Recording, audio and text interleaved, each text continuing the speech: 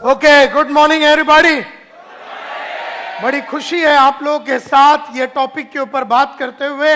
आग ही आग, हर इंसान किसी जमाने में जीरो ही रहता है। Do you all agree? हर इंसान किसी जमाने में जीरो रहता है और फिर वो तैयारी करता है जीत की और वो फिर हीरो बनने का कार्यक्रम चालू हो जाता है।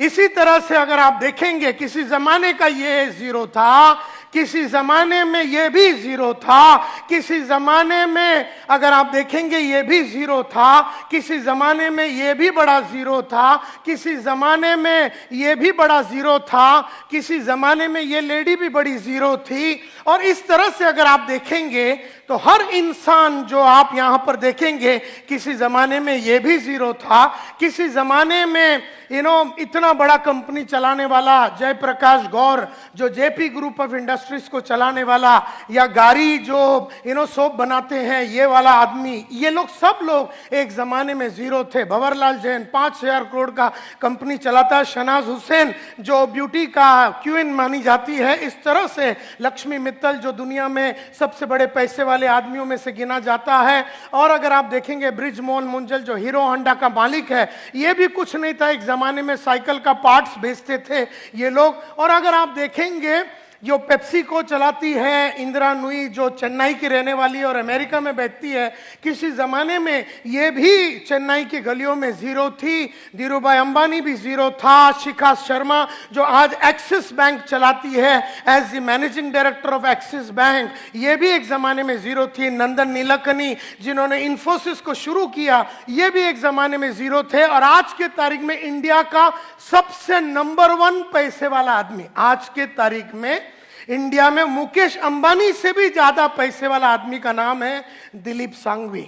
आज इंडिया का इस वक्त 10:30 बजे इंडिया का सबसे ज्यादा पैसे वाला आदमी है दिलीप सांघवी। एक जमाने में आज से 30 साल पहले ये भी जीरो था। सन फार्मास्यूटिकल्स का मालिक माना जाता है। आज मुकेश अंबानी से भी ज्यादा पैसा है इसके पास। मरीको इंडस्ट्रीज जो पैराशूट बनाती है, पैराशूट वगैरह बनाती है, वो कंपनी का जो मालिक है वो भी एक जमाने में। सुनील मित्तल जो आज एयरटेल चलाता है और एक जमाने में गली गली में जाके टेलीफोन का इंस्ट्रूमेंट्स को बेचता था और एक एक गली में जाके जनरेटर को बेचता था। अपने स्कूटर में जाके वो गली गली में स्कूटर में जाके जनरेटर को बेचता था नॉर्दर्न इंडिया में। एक जमाने में ये भी जीरो था। एक जमाने में सरदार वल्लभ भाई पटेल भी जीरो थे। एक जमाने में ये लोग सब जीरो थे। एक जमाने में ये भी जीरो था और एक जमाने में ये भी जीरो था। ये हीरो बन के जीरो फिर हो गया, ये हीरो बन के फिर जीरो हो गया और इसके बाजू में जो आदमी है वो हीरो का हीरो ही रह गया। तो ये जरूरी नहीं है कि जो आदमी हीरो बनता वो जीरो वापस नहीं बन सकता, और ये जरूरी नहीं है कि जो जीरो है वो हीरो बन नहीं सकता, ये भी जरूरी नहीं है। और किसी जमाने में ये भी जीरो था।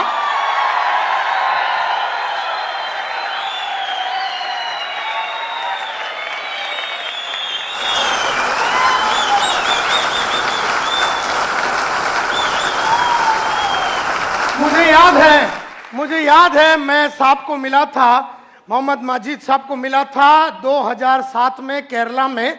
मुझे याद है मैं इनको मिला था, मेरे बाजू में बैठे थे, मैंने टॉक दिया था how to take business to the next level. 2007 की बात है, कोचिन में ताज रेसिडेंसी की बात है। उस जमाने में मैंने एक बहुत बड़ा शो किया था और उसके बाद इनको भी बुलाया गया था, तभी मैं इनसे मुलाकात की थी। 2007 की बात है, जनवरी 12 की बात है।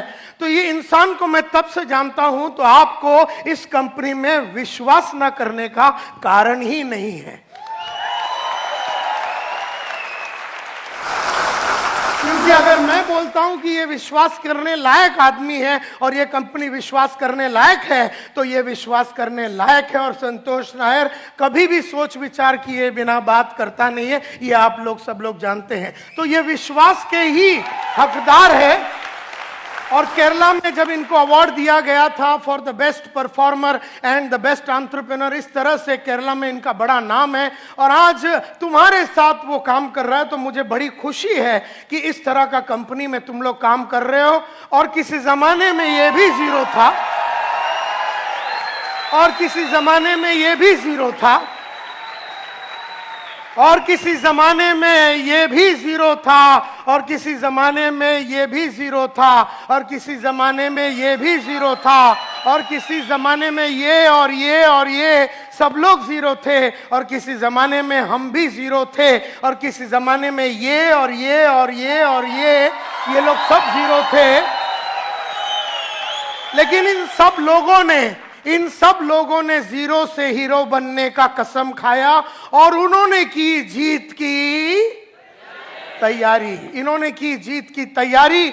और ये लोग सब लोग रफ डायमंड थे, कोयले के अंदर बैठा हुआ रफ डायमंड की कोई खास कीमत नहीं होती है। फिर वो रफ डायमंड को कोयले के खजान से निकाला जाता है, फिर वो डायमंड के ऊपर 4 चीजें की जाती है, डायमंड के ऊपर 4 चीजें की जाती है। सबसे पहला उसका कलर, डायमंड की 4 क्वालिटी होती है, खास करके डायमंड की सबसे पहली क्वालिटी कलर। जो उसका नेचुरल कलर है उस पर आप कुछ नहीं कर सकते, मतलब अंदर का जो आदमी का नेचुरल जो कैरेक्टरिस्टिक्स है, जो फितरत है ना, उसको बदला नहीं जा सकता, क्योंकि अगर वो बेईमान है तो वो बेईमान है।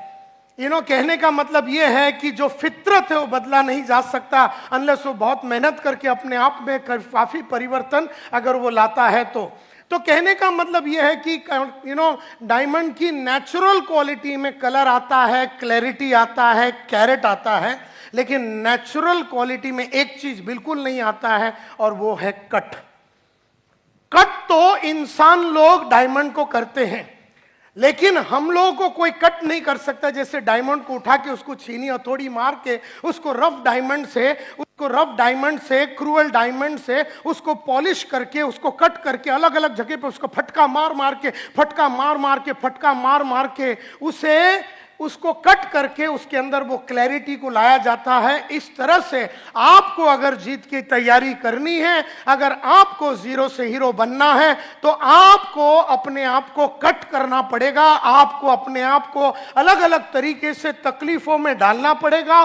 क्योंकि जब आदमी को कट किया जाता है तो वो बहुत तकलीफ से और बहुत अड़चनों से गुजरता है। तो जो इंसान अड़चनों में गुजरता है वो अपने आप को कट करता है, जो पढ़ता लिखता है वो अपने आप को कट करता है, जो ऑडियो वीडियो सुनता है, जो ट्रेनिंग प्रोग्राम में आता है, जिसका गोल बड़ा क्लियर है, वो सब लोग वो इंसान होते हैं, वो जबरदस्त तरीके से अपने आप को कट करते हैं। और जब वो कट करते हैं वो आग से गुजरते हैं। अगर आप सोने को अगर आग में डालेंगे तो तपता रहता है। इसी तरह से मैं हमेशा कहता हूं कि जो इंसान अपने आप को लगातार कट करता है वो आग से गुजरता है, और वो आग से गुजरना, आग ही आग, आग ही आग, अगर मैं बोलूं अपने आप को लगातार आग में रखना। मेरे को 50 बरस का उम्र हो गया, लेकिन 30 साल पहले जो मैंने अपने आप को आग में डाला, जिस तरीके से मैंने अपने आप को तपाने की कोशिश की, जिस तरीके से मैंने अपनी पर्सनैलिटी में आग लगा के, जिस तरह से मैंने अपने कपड़ों पे आग लगा के, जिस तरीके से मैंने अपने सोच में आग लगा के, जिस तरीके से मैंने अपने जीवन में आग लगा के अलग अलग जो पुराना था उसको जला दिया, पुराना तरीके को जला दिया, पुराना कोट को जला दिया, पुराना सोच को जला दिया, पुराना स्टाइल को जला दिया, पुराना काम करने के तरीके को जला दिया। इस तरह से जला जला के आग ही आग में रह के मैंने अपने आप को जीत के लिए तैयार किया। और इसीलिए हर इंसान, और जो इंसान इस तरह से आग में खेलता है, जो इंसान इस तरह से अपने आप को तैयार करता है, वही इंसान सक्सेसफुल होता है, वही इंसान सक्सेसफुल होता है। और मैं अगर अपनी कहानी शुरू करूं और ये बताऊं तो आज से कई साल पहले की बात है। 1983 में मैंने अपना करियर चालू किया as a door to door salesman. लेकिन उसके पहले मैं रोज सुबह उठता था, सुबह जाके मैं न्यूज़पेपर डालता था। न्यूज़पेपर डालने के बाद चीरा बाजार, न्यूज़पेपर मैं लोखंडवाला के गलियों में डालता था। उसके बाद मैं चीरा बाजार में चरनी रोड में जाके अपना कॉलेज, हिंदुजा कॉलेज में जाता था। दोपहर को मैं चीरा बाजार में अकाउंटेंट का नौकरी करता था और रात को मैं ट्यूशन लेता था। इस तरह से गरीब मेरी जिंदगी बीत रही थी। गरीबी से मुझे प्यार हो चुका था, सोच मेरी छोटी थी, काम करने का तरीका मेरा छोटा था, ट्रेनों में ट्रैवल करता था, सेम शर्ट 4 दिन पहन पहनता था, एक ही चप्पल कहीं सालों तक, इस तरह का छोटा जिंदगी में बिता रहा था। ये 1983 की बात है। रात चलते चलते एक दिन मेरा दोस्त जो स्कूल में मेरे साथ पढ़ता था, स्वामीनाथन अय्यर, मुझसे मिला और पूछा तू करता क्या? मैं बोला रोज सुबह जाता हूं, न्यूज़पेपर डालता हूं, उसके बाद कॉलेज जाता हूं, उसके बाद दोपहर को अकाउंटेंट की नौकरी करता हूं, रात को ट्यूशन लेता हूं। तब अय्यर ने मेरे चेहरे पे देख के बोला, संतोष नायर, एक जमाने में तू बोलता था तू बहुत बड़ा आदमी बनेगा, तू हीरो बनेगा, तू बहुत बड़ा आदमी बनेगा, लेकिन तेरी हरकतें जो तू कर रहा है, जो तू हरकतें कर रहा है, जैसे न्यूज़पेपर का धंधा कर रहा है, अपना गली का कुल कर नहीं, पिछले 35 साल से न्यूज़पेपर का धंधा कर रहा है।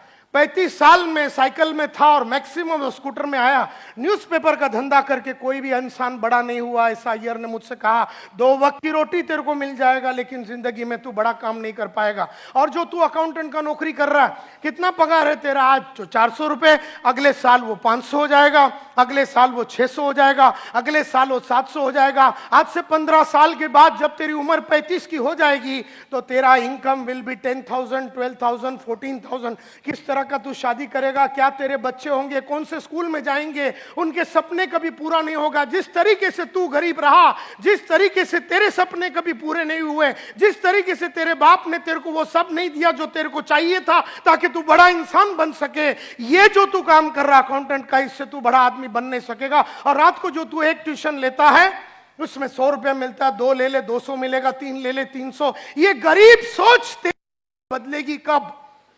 और ये गरीबों जैसी हरकतें तेरी जो दिन बदलेगा, वो दिन तू हीरो बनेगा, वो दिन तू काम उस तरह का करेगा। क्योंकि जो अकाउंटेंट होता है ना, वो कभी अपने आप को पॉलिश नहीं करता। जो स्कूल का टीचर होता है ना, वो कभी अपने आप को पॉलिश नहीं करता। जो एक बैंक में काम करने वाला साधारण कैशियर, वो सुबह जाता है 9:30 बजे, शाम को वापस आता है, वो ना कभी अपने कपड़ों में, चाल में, ढाल में, विचार में, सोच में, तरीके में, विश्वास में, कॉन्फिडेंस में, कौशल्य में, नॉलेज में किसी तरह का वृद्धि नहीं करता। और इसीलिए वो साधारण था, वो साधारण है और वो मरेगा साधारण ही। इसलिए माय डियर फ्रेंड्स, इसलिए जरूरी है कि आदमी अपने आप को तैयार करे। जीतना हर आदमी का गेम है, लेकिन हर आदमी अपने आप को तैयार नहीं करता। जब स्वामीनाथन अय्यर ने मुझसे पूछा और कहा कि तू लाइफ में बड़ा आदमी नहीं बनेगा, तब मैंने अय्यर से पूछा, यार तू डरा मत, मेरे को बता करना क्या है। तब उसने कहा, जिंदगी बनानी है, नाम कमानी है, इज्जत कमानी है, शोहरत कमानी है, और अपनी चाहतों के हिसाब से अगर जिंदगी जीनी है, अपनी चाहतों के हिसाब से जिंदगी जीनी है, जरूरतों के हिसाब से नहीं। अपनी चाहतों के हिसाब से अगर तेरे को जिंदगी जीनी है, चाहतों के हिसाब से मतलब आज अपने को चाहा था स्कोडा लेने का, अपने स्कोडा लिया। आज अपनी चाहत मर्सिडीज का, अपने मर्सिडीज लिया। लेकिन जरूरत के हिसाब से देखा जाए तो वेस्टर्न रेलवे जिंदाबाद। जरूरतों के हिसाब से देखा जाए तो 1 बेडरूम हॉल किचन में हो सकता है। जरूरतों के हिसाब से देखा जाए तो अपनी चाल में सकती है। जरूरतों के हिसाब से देखा जाए तो अपन अपने स्कूल में अपने बच्चे लोगों को म्युनिसिपैलिटी स्कूल में डाल दिया तो उसकी जो जरूरत थी नॉर्मल एजुकेशन का, वो पूरा हो गया। लेकिन अगर आपकी बेटी की चाहत अमेरिका में जाके एक डिजाइनर बनने का और उसके लिए 1 करोड़ 9 लाख रुपया लगने वाला है, तो वो बात चाहत की है, वो जरूरत की नहीं है। और उसने जब मुझसे कहा, स्वामीनाथन अय्यर ने, कि तुझे चाहतों के हिसाब से अगर अपनी जिंदगी जीनी है, जरूरतों के हिसाब से तड़प तड़प के अगर नहीं जीनी है, तो एक ही प्रोफेशन है, एक ही धंधा है, एक ही काम है, एक ही औहदा है, एक ही चीज है जो तू कर सकता है, एक ही प्रोफेशन है, एक ही काम है जिसमें अगर तू घुस गया तो तू मालामाल बनेगा। तो मैंने पूछा उससे क्या? तो उसने कहा सेल्स। ऐसे कहा सेल्स। मैंने कहा कि मैंने तो सेल्स कभी किया नहीं है। तो उसने कहा, अमिताभ एक्टिंग के पहले कभी एक्टिंग नहीं किया, आशा भोसले गाना गाने के पहले गाना कभी गाया नहीं, मोहम्मद मजीद जो साहब है वो आयुर्वेदिक के बारे में पढ़ाई करने के पहले में, उसके पहले उसको मालूमात नहीं थी, डॉक्टर बनने के पहले वो डॉक्टर था नहीं। तो हर इंसान को तैयार करना पड़ता है अपने आप को, और तुझे भी सेल्स में अपने आप को तैयार करना पड़ेगा। चला जा तू सेल्स के दुनिया में, और अगर तुझे महीने का 5,000 चाहिए तो 5,000 मिलेगा, महीने का 50,000 चाहिए तो सेल्स में 50 मिलेगा, महीने का 5 लाख रुपया चाहिए तो सेल्स में मिलेगा, तेरी चाहतों के हिसाब से तेरी दुनिया चलेगी। ऐसा जब अय्यर ने मुझसे कहा तो मैंने ठान लिया मन में कि अभी तैयारी करनी है जीत की, और ठान लिया मन में कि अब जीरो रहना नहीं है, और ठान लिया मन में कि अब कट करना है अपने आप को और डायमंड बनना है लाइफ में। और तब मैंने डिसाइड किया कि मैं सेल्समैन बनूंगा। तो उन दिनों में मैंने बहुत सारे इश्तिहार में अप्लाई किया, किसी ने अपने को बुलाया नहीं, इश्तिहार पे अपन अप्लाई कर रहे थे। फिर एक दिन मैंने एक बड़ा सा एडवर्टाइजमेंट देखा, उसमें लिखा था बड़ा आदमी बनना चाहते हो, 6 महीने में बाइक लेना चाहते हो और अपने सपनों को पूरा करने चाहते हो तो आ जाओ walk in interview eureka Forbes. सुना है यूरेका फोर्ब्स? उस कंपनी का एडवर्टाइजिंग था। और हमारे पास वर्ली में, हम अंधेरी में रहते थे, वर्ली में जाने के लिए पैसा नहीं है। अपना दोस्त केवल राज सालियन के पास गया, 5 रुपया उससे उधार लिया और मैं चला गया वर्ली में। लंबा स्टोरी शॉर्ट करना चाहता हूं, पहला इंटरव्यू मेरा राजेश मल्होत्रा बोल के आदमी ने लिया। मल्होत्रा साहब 3 चीज करते थे, अगर आदमी अच्छा लगा तो सिलेक्ट, आदमी ठीक ठाक लगा तो रिजर्व कैंडिडेट, रिजर्व याला नंतर घेऊया, और अगर आदमी अच्छा लगा तो सिलेक्ट। मल्होत्रा साहब ने मेरे को पहले कैटेगरी में डाल दिया, जिसमें उन्होंने मेरे को रिजेक्ट कर दिया, क्योंकि ना मैं सेल्समैन जैसा दिखता था, ना मैं बोलता था, ना मेरी सोच वैसा उनको नजर आया। उन्होंने अंग्रेजी में बहुत सारे क्वेश्चन पूछे, मैं जवाब नहीं दे सका, क्योंकि हम बर्फी वाला स्कूल में पढ़ते थे। डॉन बॉस्को एजुकेटेड मल्होत्रा साहब ने जब अपने को अंग्रेजी में बहुत सारा पूछा तो हम जवाब नहीं दे सके। मल्होत्रा साहब ना सिलेक्ट किया ना रिजर्व में डाला, उन्होंने रिजेक्ट कर दिया। और कहा मुंह पे देख के ये कि हम 15 दिन में बताएंगे। तभी मुझे नहीं मालूम था कि 15 दिन में बताने का मतलब है कि अपने को ऑलरेडी उसने रिजेक्ट कर दिया। ये तो बाद में मालूम पड़ा कि लोग अपने को घुमाने के लिए बोलते हैं ना, सोच के बताएंगे, बाद में बताते हैं, इसका मतलब है अपने को लात मार के उन्होंने भगा दिया। ये बात वो जमाने में नहीं समझ में आया, ये तो बाद में अभी समझ में आता है कि टोपी लगाने के लिए लोग इस तरह से बोलते हैं, मी नंतर कळू तुला, मी बोलतो तुझ्याशी, नंतर ये तू, इस तरह से वो बात करते हैं। तो रिजेक्ट कर दिया। अब मैं तो ये इंतजार में था कि 15 दिन में वो बताएंगे, लेकिन महीना भर में कुछ भी न्यूज नहीं आया। कहानी ऐसी जाती है कि मल्होत्रा साहब ने तो रिजेक्ट कर दिया, लेकिन बंबई आधा वो संभालते थे, आधा बंबई गुप्ता साहब बोल के दूसरा मैनेजर संभालते थे। उनको आदमियों की जरूरत पड़ी, वो मल्होत्रा साहब के पास गए और उन्होंने कहा, यार तूने बहुत सारे आदमियों को लिया है, लास्ट टाइम मैंने देखा वॉक इन इंटरव्यू में तेरे इधर 200-300 आदमी लोग आए थे, तो तेरे पास कोई कैंडिडेट है सिलेक्टेड तो मुझे दे दे। मुझे एक लोकेशन और एक ग्रुप चालू करना, एक टीम चालू करना। तो मल्होत्रा साहब ने कहा कि यह टाइम तो बहुत अच्छे आदमी नहीं मिले, इसके लिए मैंने सबको, थोड़ा ही मिला मेरे को सिलेक्टेड, तो मेरे पास नहीं है सिलेक्टेड कैंडिडेट। अच्छा बोले तेरे पास कोई रिजर्व कैंडिडेट है तो वो दे दे, मैं उससे ही टीम चालू करता हूं, गुप्ता साहब ने कहा। तो उन्होंने कहा नहीं यार, मेरे पास रिजर्व कैंडिडेट भी नहीं है, मैंने सबको सिलेक्ट करके ले लिया। अच्छा बोले तेरे पास रिजेक्ट माल तो होगा, तो वो ही दे दे मेरे को। तो मल्होत्रा साहब को गुप्ता साहब को मल्होत्रा साहब ने वो जो 150-200 आदमी जिसको उन्होंने रिजेक्ट किया था, वो रिजेक्टेड आइटम का सब फॉर्म दे दिया, उसमें अपना भी नंबर था। उस रिजेक्टेड फॉर्म के अंदर तो वो सब जीरो के फॉर्म से, वो सब जीरो वाले थे, वो जीरो के फॉर्म से गुप्ता साहब ने मालूम नहीं कौन सा टेक्निक यूज करके उसमें से छाटम छाट करके अपने को एक टेलीग्राम भेजा। ये 1985 की बात है, उस जमाने में एसएमएस वगैरह नहीं होता था, टेलीग्राम होता था। और जब एक दिन दोपहर को, गांधी जयंती के दिन दोपहर को 2 बजे टेलीग्राम आया, मेरे हाथ में आया, नसीब मेरा था कि मेरे हाथ में आया, और मैंने वो खोल के देखा, report for final interview, report for final interview, ऐसा करके उसमें लिखा था 3 तारीख अक्टूबर को आ जाओ, सुबह 9:30 बजे फाइनल इंटरव्यू है। मैंने किसी को बताया नहीं, भाग भाग के गया अगले दिन वहां पर और उनके पास जाके इंटरव्यू दिया। उन्होंने कहा क्या करना चाहोगे? ऐसे सर आप बताइए, आप जैसा बोलेंगे वैसा करेंगे। आप बोलेंगे चर्ची गेट में रोज सुबह चड्डी सर पे पहन के खड़े रहने से पैसा मिलता है, तो मैं एक रात पहले से ही खड़ा हो जाऊंगा। आप मेरे को बताओ करने का क्या है।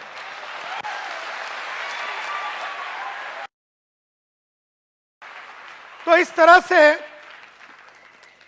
मैंने उनसे पूछा उसने कहा कि क्या कर, मैं बोला सर मेरे को पैसे चाहिए। बोलता ये लाइन में बड़ा इज्जत है, नाम है, शौर्य। मैं बोला इज्जत बिज्जत नहीं चाहिए, अपने को रोकड़ा चाहिए, क्योंकि 18 महीने से भाड़ा नहीं भरा है महाराष्ट्र हाउसिंग बोर्ड को, माँ का इलाज के लिए पैसा नहीं है, बड़ी बहन का शादी नहीं हो रहा, पैसे नहीं है घर में, छोटी बहन का शादी नहीं हो रहा, पैसे नहीं है हाथ में, डॉक्टर को 6 महीने से पैसा नहीं दिया, किराने वाले को 6 महीने से पैसा नहीं दिया, न्यूज़पेपर वाले को 3 महीने से पैसा नहीं दिया, मेरे को आगे पढ़ने का था, पैसा नहीं था। ऐसे सिचुएशन में ये बोलता है इज्जत मिलेगा, नाम मिलेगा, वो किधर डालेगा अपन? तो हमने कहा मेरे को इज्जत बिज्जत नहीं चाहिए सर, अपने को बताओ रोकड़ा कैसा कमाने का है, टेल मी पैसा कैसा कमाने का। बोलता है I will teach you how to sell. एक बैच मैं कल सुबह 4 अक्टूबर को चालू कर रहा हूं, मैं एक बैच चालू कर रहा हूं 14-15 लोगों का, और एक मैं 15 दिन के बाद ज्वाइन चालू कर रहा हूं, तू कौन सा ज्वाइन करना चाहेगा? तो हीरो जो 0 लोग होते ना, तो मैंने बोला 15 दिन के बाद आता हूं। ये 0 लोग का यही काम होता है, कल सुबह मौका है, वो 0 लोग कभी पकड़ेंगे नहीं, 15 दिन डीले कर। मैं बोला 15 दिन के बाद आता हूं, बाकी सब काम सल्टा बिल्टा के मैं आता हूं। अभी सल्टाने के लिए क्या है लाइफ में? कुछ भी है नहीं, 8 आना है नहीं तेरे जेब में, क्या सल्टाएगा तू? फिर 0 लोग ऐसे बात करते हैं, मैं सल्टा के आता हूं जैसे कि अंबानी की औलाद है, बहुत कुछ सल्टा के आने का है, इधर कुछ है नहीं।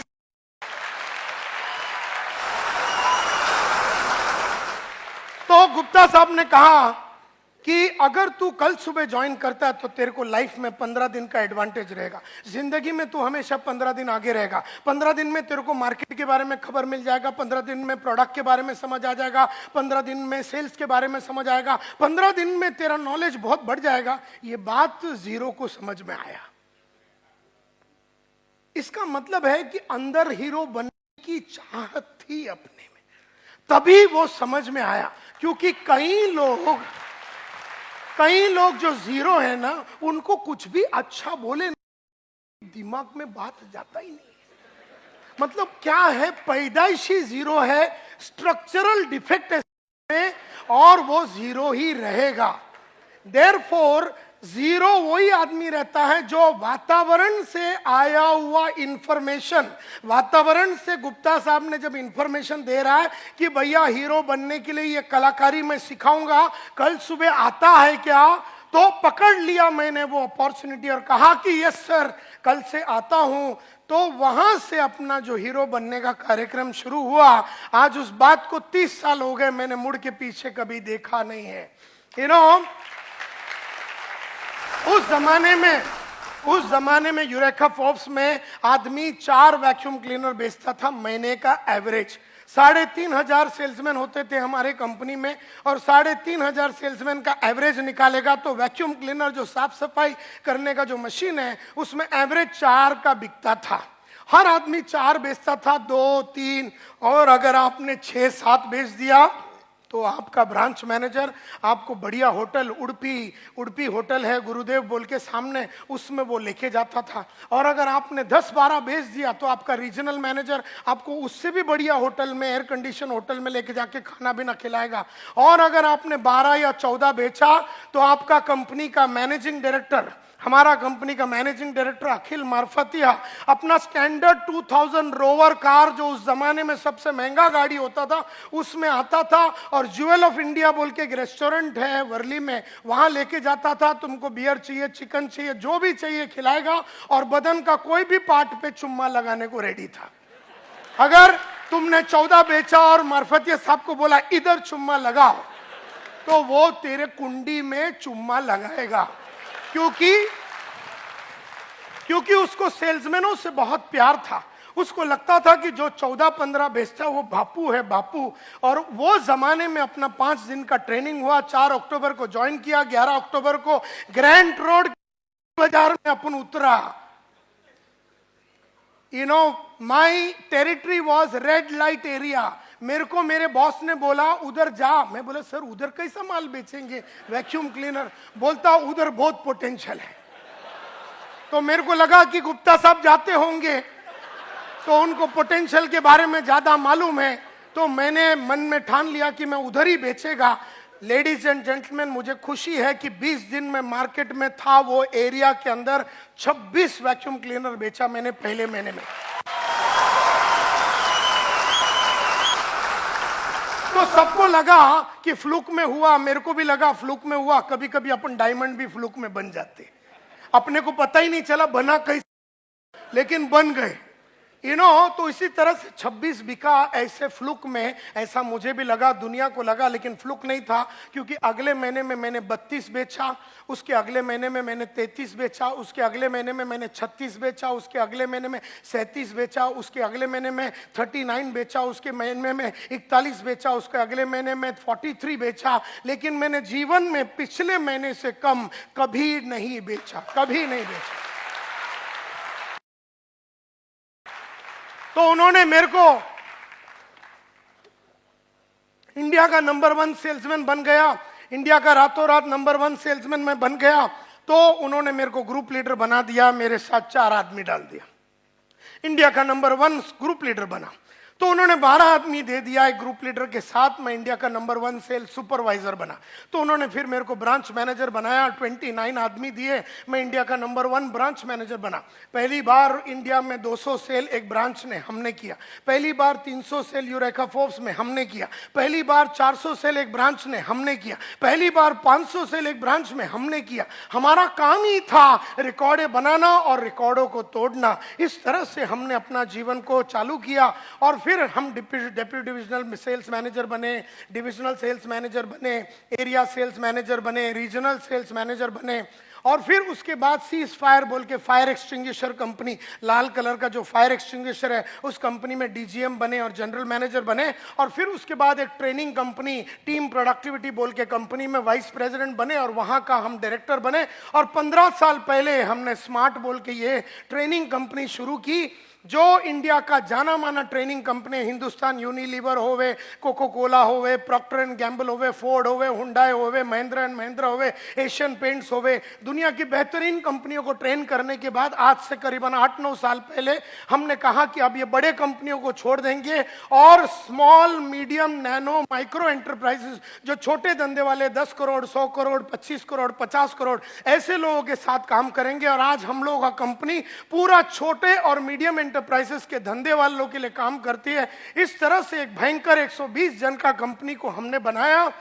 मुझे याद है मेरा पहला घड़ी था हेनरी सैंडोज एंड फिल्स, पहला घड़ी था मेरा हेनरी सैंडोज एंड फिल्स, 25वां हैंड है मेरे ख्याल से, जो मेरे बाप ने मेरे को गिफ्ट दिया था, सेकंड हैंड भी नहीं था वो, 25वां हैंड था, 25 रुपया का लिया था मेरे फादर ने, वो मेरा पहला घड़ी था। मैंने टारगेट रखा कि मैं 500 रुपया का सिटीजन कॉर्ड्स खरीदूंगा मेरे पहले पगार से, और मैंने वो खरीदा। उसके बाद मैंने लक्ष्य रखा, पर्पस रखा, गोल रखा कि अब मैं 1200 का घड़ी खरीदूंगा, टाइटन क्लासिक खरीदा। फिर मैंने लक्ष्य रखा कि मैं 5000 का घड़ी खरीदूंगा, फिर मैं 50,000 का घड़ी खरीदूंगा। फिर लक्ष्य रखा 1 लाख, 2 लाख, 3 लाख, 4 लाख, 5 लाख, 5,60,000 रुपए का मैंने घड़ी का टारगेट रखा और मैंने रोलेक्स का घड़ी 5,60,000 का खरीदा। मुझे याद है मेरा जो पहला पेन होता था वो 2 रुपए का शार्प का पेन होता था, जो वेस्टर्न रेलवे में अपन ट्रेन में जब जाते हैं तो वो बेचने के लिए आदमी आता है। तब मैंने टारगेट रखा कि मैं विल्सन का पेन रखूंगा, 40 रुपया का, 40 रुपए का विल्सन का पेन रखता था।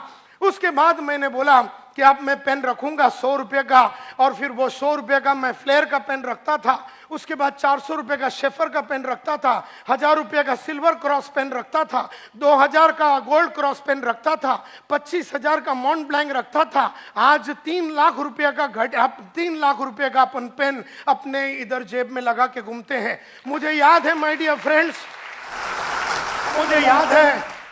मुझे याद है माय डियर फ्रेंड्स कि मेरा पहला महीने का सैलरी था 500 रुपया। फिर मैंने कहा, लक्ष्य रखा कि अब मैं 5,000 रुपया कमाऊंगा महीने का। भागा भागा भागा, अपने आप में परिवर्तन लाया, कपड़ों में परिवर्तन लाया, बोली में परिवर्तन लाया, चाल में परिवर्तन लाया, सोच में परिवर्तन लाया, सोच में कंप्लीट परिवर्तन लाया। और फिर हमने कहा 50,000 रुपया महीने का कमाएंगे, फिर हमने कहा 2 लाख महीने का कमाएंगे, फिर हमने कहा 5 लाख रुपया महीने का कमाएंगे। जब हम 5 लाख रुपया महीने का कमाते थे, हमने लक्ष्य रखा, पर्पस रखा, गोल रखा कि अब ये महीने का कार्यक्रम नहीं चलाएंगे, अब हमको दिन का चाहिए। तो दिन का हमने टारगेट रखा कि हम 3,000 रुपया कमाएंगे, फिर दिन का 10,000 रुपया कमाएंगे, दिन का 4 लाख कमाएंगे, दिन का 5 लाख कमाएंगे, दिन का 7 लाख रुपया।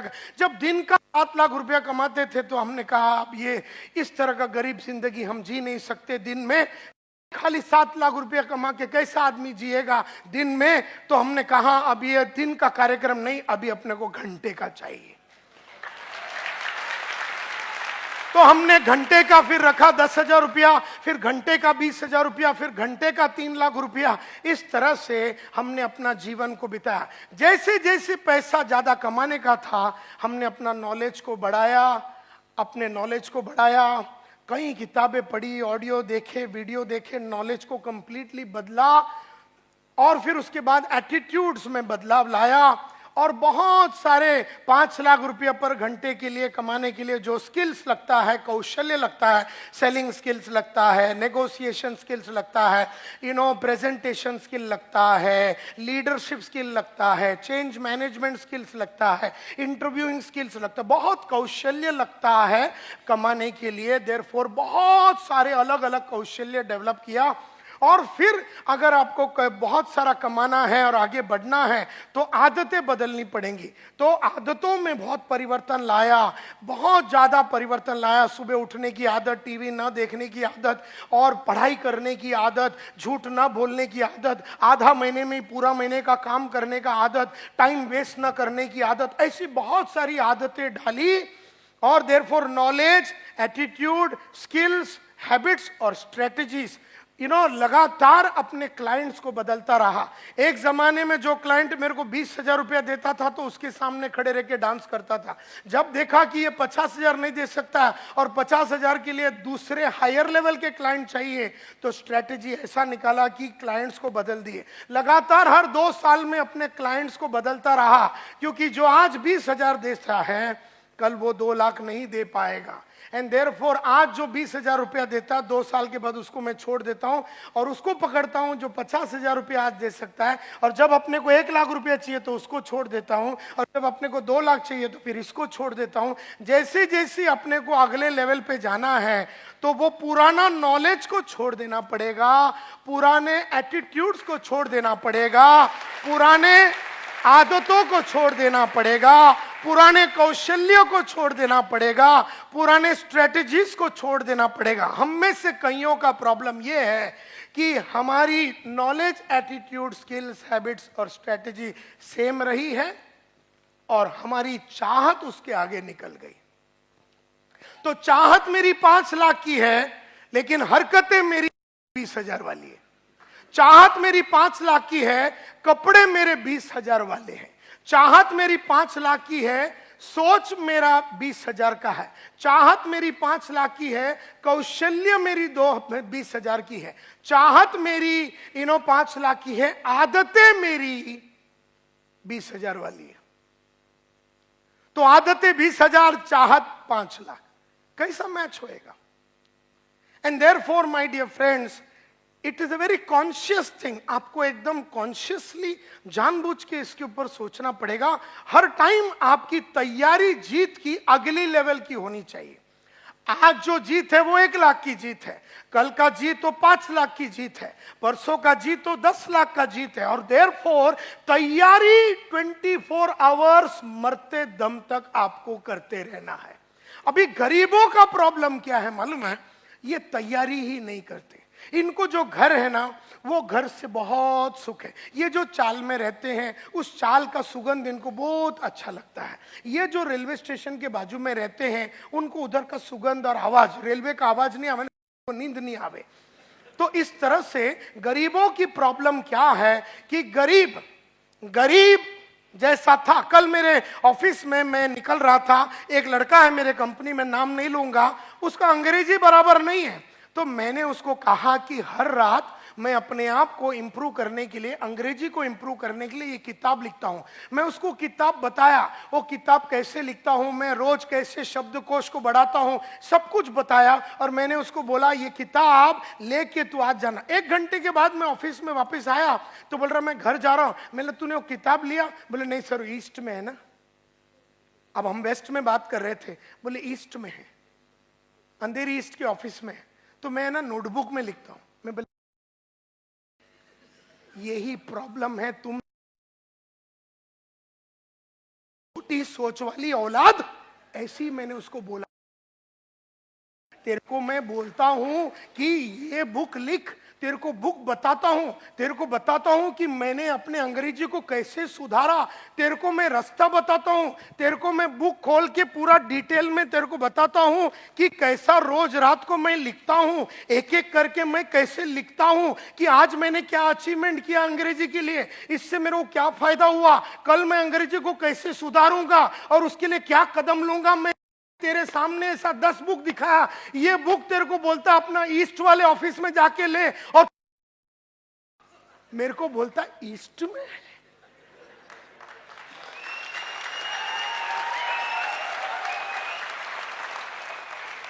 यही बात करने के लिए मैं 3 लाख रुपया लेता हूं तेरे को फ्री में, तू हमारे कंपनी में काम करता है, तो बोलता मैं नोटबुक में लिखूंगा।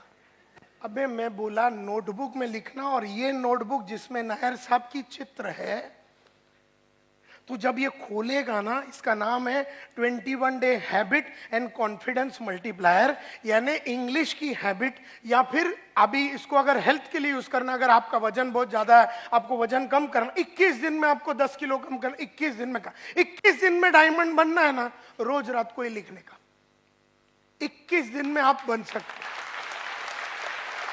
कुछ भी, आपको अंग्रेजी सीखना है 21 दिन में आप सीख सकते हैं, आपको अरबिक सीखना है 21 दिन में। जब मैंने उसको बताया ये सब बातें, तो बोलता मैं नोटबुक में लिखूंगा। यही सोच है एक छोटे आदमी का, कि जब बड़े विचार उसके सामने पेश किया जाता है, बड़े तरीके से काम करने का रास्ता उसको दिखाया जाता है, तब आदमी छोटेपन पे ही बैठा रहना चाहता है। यही प्रॉब्लम है इस दुनिया का, क्योंकि वो, उसको मैं बोलता हूं तैयारी कैसा करने का, उसको समझ में नहीं आ रहा। वो ये बुक छोड़ के अंधेरी ईस्ट तक जाने के लिए आधा घंटा पौना घंटा लगेगा, और रिटर्न आना, यानी बदन को जो तकलीफ लगेगा, फिजिकल पेन जो लगेगा, जो तकलीफ लगेगा, खर्चा लगेगा, और वहां जाके उसको लाना, उसने उस चीज को पोस्टपोन ही कर दिया। And that is why a large number of people अपने आप को बना नहीं सकते हैं, क्योंकि वो तैयारी जीत की नहीं कर रहे, वो हमेशा तैयारी हार का कर रहा है। वो आदमी जिसकी हरकत कल थी, वो जीत की तैयारी नहीं थी, वो हारने की तैयारी थी। तो जीतने वाले उसको लेसन सिखा रहे, लेकिन हारने वाले को इतनी जमाने से हारने की आदत, क्योंकि उसका उम्र चाहे 35 का है और 15 साल से जानता है कि मेरी अंग्रेजी खराब है, और 6 महीने में अंग्रेजी सुधार सकता है अगर वो मन में ठान लेगा। लेकिन गरीबों की प्रॉब्लम यही है कि तो तैयारी और जीत के लिए आगे बढ़ने की तैयारी करने से कतराता है, ये प्रॉब्लम है उसका। देयरफॉर मैं यहां खड़े रह के मुजरा करूं या कुचिपुड़ी करूं या भरतनाट्यम करूं, गरीबों को ठेंगा कोई फर्क पड़ने वाला नहीं है। अगर कल रात को आप चाल में गाली दे रहे थे अपने आप को कि कैसे मैं 2 बेडरूम हॉल किचन में जाऊं, आप अस्वस्थ थे, आपकी छोटी जिंदगी से आप परेशान थे, आपका लड़का या लड़की छोटे स्कूल में जा रहे और कॉन्वेंट में नहीं जा रहे, इससे आपको गुस्सा आता है, तो ही आप कदम लेंगे। लेकिन आप ये सोचते मैं तो बड़ा नहीं, मेरा लड़का म्युनिसिपैलिटी में जाता है, बहुत बढ़िया। तो प्रॉब्लम ये है माय डियर फ्रेंड्स, कि तैयारी जो जीत की होती है, वो हर आदमी जब जीतने के लिए तैयार होता है वो जीरो रहता है और उसे हीरो बनना पड़ता है। इस तरह से मुझे याद है कि मेरा पहला जो गाड़ी था, पहला जो बाइक था, वो मैं वेस्टर्न रेलवे में जाता था। उसके बाद मैंने पहला सेकेंड हैंड कावासाकी बजाज खरीदा। फिर मैंने कहा कि इसके ऊपर ज्यादा देर में वक्त नहीं बिताऊंगा, तो मैंने राजदूत 175 टेलीस्कोपिक सस्पेंशन वाला बाइक लिया। उसको मैंने थोड़े दिन चलाया, मैं बोला इसको ज्यादा दिन नहीं चलाऊंगा। सेकेंड हैंड प्रीमियर पद्मिनी का लक्ष्य रखा। जो दिन मैंने वो खरीदा वही दिन हमने लक्ष्य रखा कि हम मारुति 800 लेंगे। जो दिन हमने मारुति 800 लिया उसी दिन उसी क्षण जब उसको महालक्ष्मी टेम्पल में लेके जाके पूजा करके वापस आ रहे थे, हमने अगला गाड़ी मारुति एस्ट्रीम 6,35,000 रुपए का टारगेट रखा। जो दिन हम सिद्धि विनायक से उसको पूजा करके ला रहे थे वही दिन 15 लाख हुंडई सोनाटा का टारगेट रखा। जो दिन उसकी पूजा करके वापस ला रहे थे उसी दिन हमने टारगेट रखा कि Mercedes C class E class लेंगे 54 लाख रुपए का। जो दिन 54 लाख का मर्सिडीज लिया उसी दिन हमने लक्ष्य रखा कि एस क्लास मर्सिडीज लेंगे। जो दिन हमने एस क्लास मर्सिडीज लिया 6 करोड़ का रोल्स रॉयस लेने का, वही दिन टारगेट हमने सेट कर दिया। तो पैसा हो, घड़ी हो, गाड़ी हो, लाइफ हो, 2 बेडरूम हो, 3 बेडरूम हो, 4 बेडरूम हो, कंपनी हो, ये सब चीजें जैसा अपने को चाहिए था वैसा अपने को मिला, क्योंकि अपन ने जीत की तैयारी की। हम जीरो थे लेकिन हम हीरो बनना चाहते थे। हम रॉ डायमंड थे, हम कट करने को रेडी थे, हम औरों को कट करने को देने के लिए रेडी थे।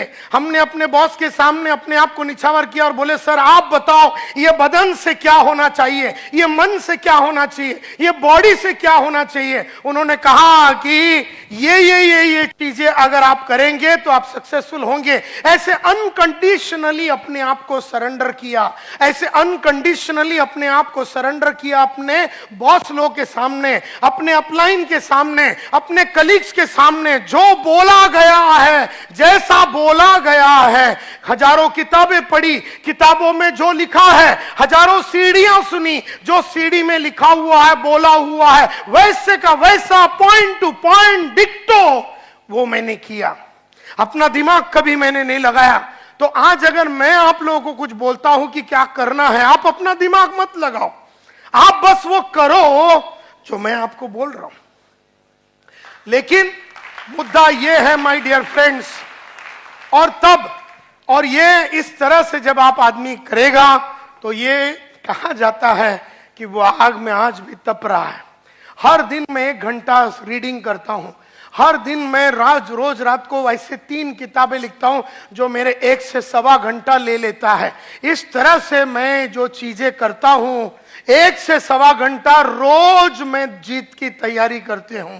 और जबकि मेरा कमाई दिन का 5-1 लाख रुपया है, तब मैं सवा घंटा रोज रात को ऐसी किताबें लिखता हूं। तो समझ लो कि तुम्हें कितना तैयारी करना पड़ेगा, कितना एफर्ट डालना पड़ेगा।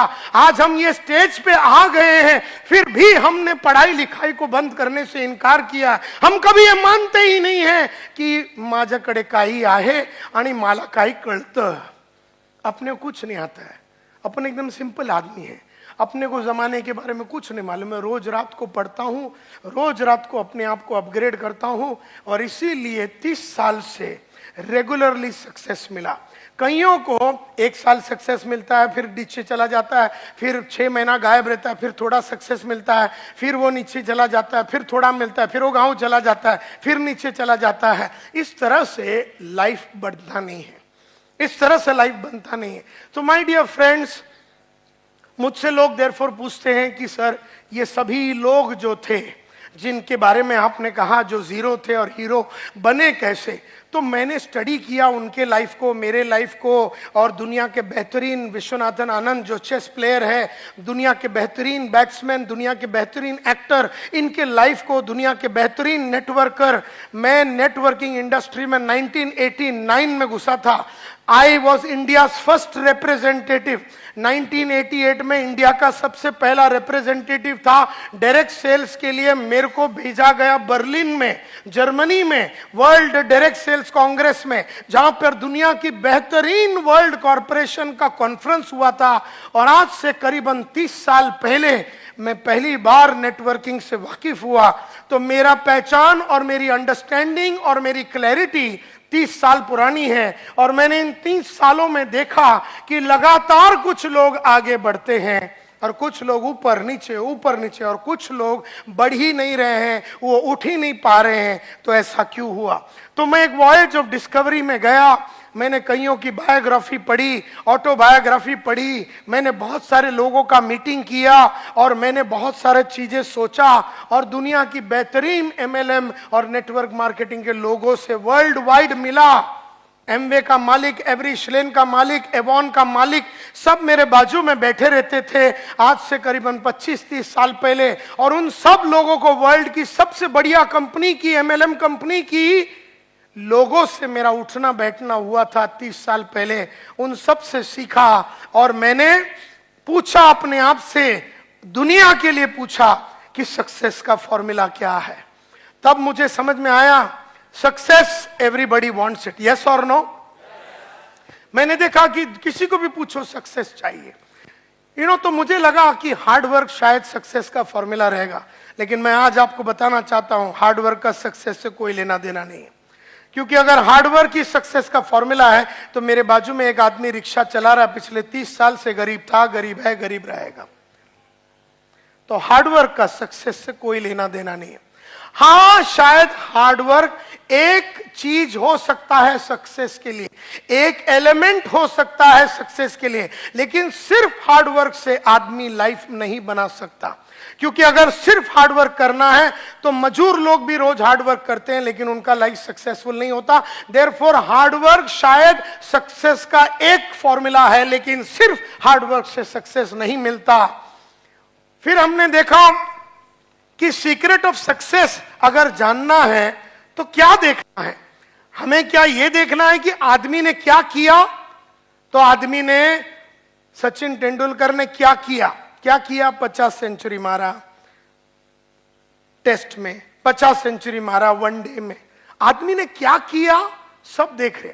आदमी ने क्या किया, मोहम्मद माजिद साहब 40,000 करोड़ के मालिक है, आज इतना फैक्ट्री है, ये है सेमी डायरेक्ट, इतना वर्ल्ड वाइड कॉरपोरेशन है। आदमी ने क्या किया ये सब जानते हैं, लेकिन मुद्दा ये नहीं कि आदमी ने क्या किया, आदमी को वो किसने और क्या चीज ने करवाया ये जानना जरूरी है। कौन है जो सचिन तेंदुलकर से 50 सेंचुरी करवाया, क्या है जिसकी वजह से सचिन तेंदुलकर 50 सेंचुरी वनडे में मारा, 50 सेंचुरी मतलब टेस्ट मैच में मारा। वो क्या है जो नायर साहब को 7 लाख रुपया दिन का कमाने में मजबूर करती है। कौन कर रहा है उसे, क्या किया, ये सब लोग जानते हैं कि वो 7 लाख कमा रहा है, लेकिन दैट इज नॉट इंपॉर्टेंट। तो काय केला, दैट इज नॉट इंपॉर्टंट। कोणी त्याच्याशी हे करून घेतलं, क्या की, मतलब what made main do it, क्या चीज है जिन्होंने उनसे ये करवा के लिया, ये जरूरी है। क्योंकि अमिताभ बहुत बड़ा एक्टर है और करोड़ों रुपया कमाता है, व्हाट मेन डू, तो वो तो नजर आ रहा है कि वो क्या किया है, कि वो रोल्स रॉयस गाड़ी चलाता, ये तो दिखता है। लेकिन what made main do it, क्या चीज करने के वजह से वो रोल्स रॉयस तक पहुंचा, क्या चीज करने की वजह से वो 50 सेंचुरी मार सका, क्या चीजें करने से वो 7 लाख रुपया दिन का कमा सकता है, क्या चीज करने से। तो जब मैं इस स्टडी पे पहुंचा तो मैं समझ गया कि मैं ढूंढ रहा था the common denominator of success, कि वर्ल्ड में सक्सेस का कॉमन डिनोमिनेटर या कॉमन फैक्टर क्या है। मैं इस नतीजे पे पहुंचा कि दुनिया में सिर्फ सक्सेस का एक फॉर्मूला है, और ये मैं 500 बार बोल चुका हूं, लेकिन फिर भी जब जब मैं बोलता हूं तो मुझे याद आती है कि मुझे ये करते रहना है, हर दिन, हर शाम, हर घंटे मुझे करते रहना है। जानना और करने में बहुत फर्क है। जानने वाले लोग इंटेलिजेंट होते हैं, करने वाले लोग वाइस होते हैं। इंटेलिजेंट आदमी को सब मालूम है क्या करने का, लेकिन जो प्रज्ञा को प्राप्त हुआ है, जो वाइस आदमी होता है, जिसको शाना बोलते हैं, वो करता है, और इंटेलिजेंट खाली जानता है। तो जानता सब आदमी है कि सुबह जल्दी उठना चाहिए, लेकिन करते सिर्फ वाइस आदमी लोग हैं। जानते सब आदमी है कि पढ़ना चाहिए है, लेकिन करते सिर्फ वो है जो प्रज्ञा को प्राप्त हुए, जो विजडम को प्राप्त हुए, जो जिंदगी में क्लैरिटी के साथ सोच सकते हैं। तो मैं ढूंढते ढूंढते एकमात्र फॉर्मूला पे आया कि सक्सेस का सिर्फ एक फॉर्मूला है, जैसे थोड़े देर पहले जब इधर खड़े रह के कमांडो साहब ने कहा कि रिकॉर्डिंग नहीं करना है, फिर भी मेरी नजरें उधर जा चुकी है जहां पर 3 आदमी ये रूम में रिकॉर्डिंग कर रहा है। अब उसको जानने में प्रॉब्लम नहीं है, वो जानता है लेकिन वो करता नहीं है। तो इसमें फर्क है, वो सस्ते में रिकॉर्डिंग करके लेने के चक्कर में है। वो सीडी नहीं खरीदेगा 1200 रुपए में, जो रास्ता सही है उस पे वो नहीं जाएगा, बेईमानी करेगा। तो ये जो रिकॉर्डिंग चालू है, जो भी कर रहा है वो बेईमान।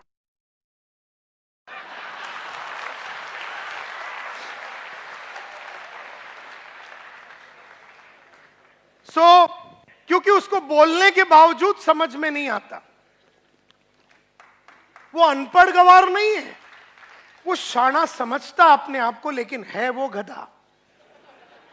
समझने से शाना कोई नहीं होता, बनने से ही शाना होता है। तो सक्सेस का एकमात्र फॉर्मूला है और वो है ये: the secret lies in the fact that successful people form the habit of doing things that failures don't like to do. बड़ा सिंपल है,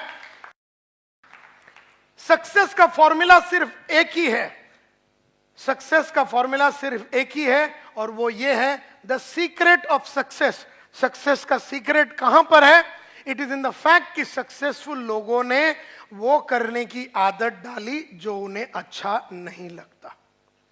सक्सेसफुल लोगों में और अनसक्सेसफुल लोगों में फर्क सिर्फ इतना है कि सक्सेसफुल लोगों ने वो करने की आदत डाली जो अनसक्सेसफुल लोगों को करने को अच्छा नहीं लगता। सक्सेसफुल लोगों में और अनसक्सेसफुल लोगों में, कामयाब लोगों में और नाकामयाब लोगों में फर्क सिर्फ इतना है कि कामयाब आदमी ने वो करने की आदत डाली जो उसे अच्छा नहीं लगता और नाकामयाब आदमी हमेशा वो करता है जो उसे अच्छा लगता है। मुझे भी सुबह उठने को अच्छा नहीं लगता, तुम्हें भी सुबह उठने को अच्छा नहीं लगता, लेकिन रोज सुबह 5:15 बजे उठ के मैंने उठने की आदत डाली। मुझे भी पढ़ने को रोज 1 घंटा सुबह पढ़ने को अच्छा नहीं लगता, तुम्हें भी रोज सुबह 1 घंटा पढ़ने को अच्छा नहीं लगता, लेकिन रोज सुबह मैंने 1 घंटा पढ़ पढ़ के मैंने पढ़ने की आदत डाली। मुझे रोज सुबह जू बीच में जाके 1 घंटा चलने को अच्छा नहीं लगता, लेकिन रोज सुबह मैं और मेरी बीवी जू बीच में जाके चल के चलने की और एक्सरसाइज करने की आदत। मुझे भी रोज सुबह आधा घंटा मेडिटेशन करने को अच्छा नहीं लगता, तुम्हें भी वो चीजें करने को अच्छा नहीं लगता, लेकिन मैंने रोज सुबह आधा घंटा मेडिटेशन कर करके मैंने करने की आदत डाली। मुझे भी टीवी देखने को अच्छा लगता है, तुम्हें भी टीवी देखने को अच्छा लगता है, लेकिन मैंने नहीं देख के ना देखने की आदत डाली और तुम देख के देखने की आदत डाली। तुम जो भी कुछ हो तुम्हारी आदत के वजह से हो, मैं जो भी कुछ हूं मेरी आदत के वजह से हूं। सिंपल।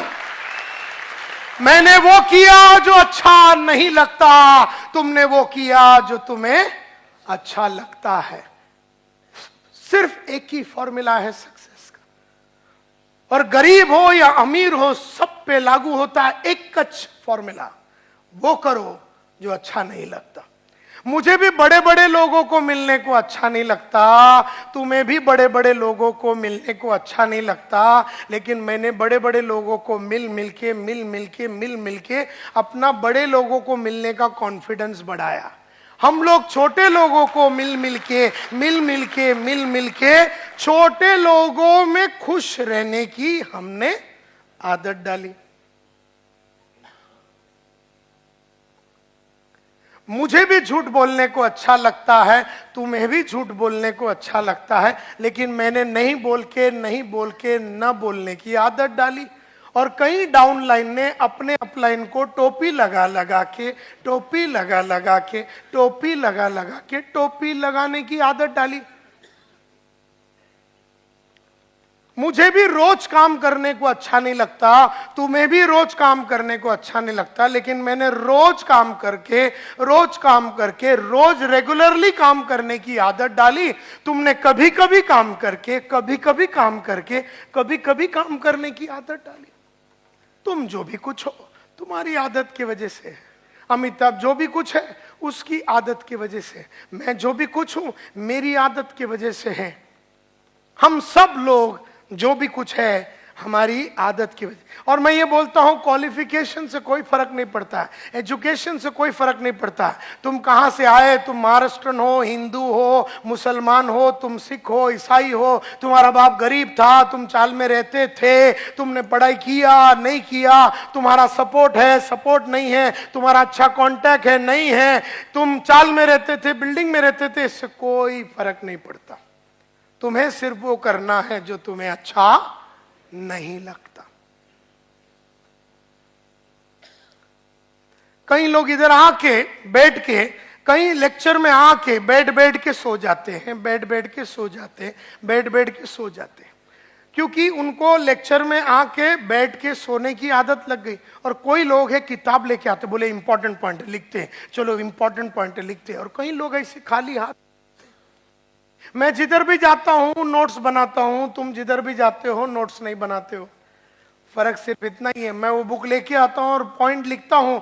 मैं प्रोग्राम खत्म होने के बाद रात को घर में जाता हूं और पूरे दिन में जो प्रोग्राम में जो ट्रेनर ने सिखाया, करीबन 1.5 से 3 घंटा बैठ के पूरा दिन में क्या सीखा वो पूरा लिख देता हूं। तो तुम्हारे जगह पे मैं आज अगर होगा तो रात को सोने के पहले 200 पेज की किताब में संतोष नायर ने आज सुबह 10 बजे से लेके 10:30 से लेके 1:30-2 बजे तक क्या बताया हो मैं पूरा लाइन से लिखूंगा। नायर साहब ने सक्सेस का फॉर्मूला बताया, नायर साहब ने बताया, नायर साहब ने ये बताया, ऐसे लिखते लिखते मैं 3-3:30 बजा डालूंगा। और तुम में से कई ऐसे लोग हैं बराबर रात को 10 बजे राणा प्रताप देखेंगे, उसके बाद कुछ तो लोग कहेंगे देखेंगे, उसके बाद 11 बजे आहट देखेंगे, और फिर बाजू में जो आइटम है उसको पकड़ के सो जाएंगे। जब तुम सो रहे हो मैं लिख रहा हूं, जब तुम सो रहे हो और कार्यक्रम कर रहे हो मैं लिख रहा हूं। फर्क सिर्फ इतना है मैं लिखने के बाद कार्यक्रम करता हूं, तुम कार्यक्रम करके सो जाते हो।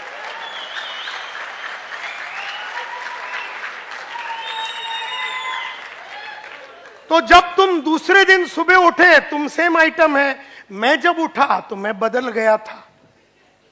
तो मैं कल और आज में सेम आदमी नहीं हूं, तुम कल और आज में सेम आदमी हो। ये तुम्हारी आदत है। इसके लिए जीत की तैयारी मैंने कल रात को की, तुमने दूसरा कुछ तैयारी किया। मैं जीतने की तैयारी की, तुम मजा किया।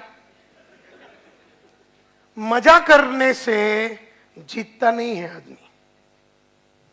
मजा भी करना चाहिए, मैं ना नहीं बोलता हूं, घूमना चाहिए, फिरना चाहिए, टीवी देखना चाहिए, लेकिन अपना वो काम जो तुम्हें अच्छा नहीं लगता वो करने के बाद तुम्हें वो करना है, एंड नॉट बिफोर दैट।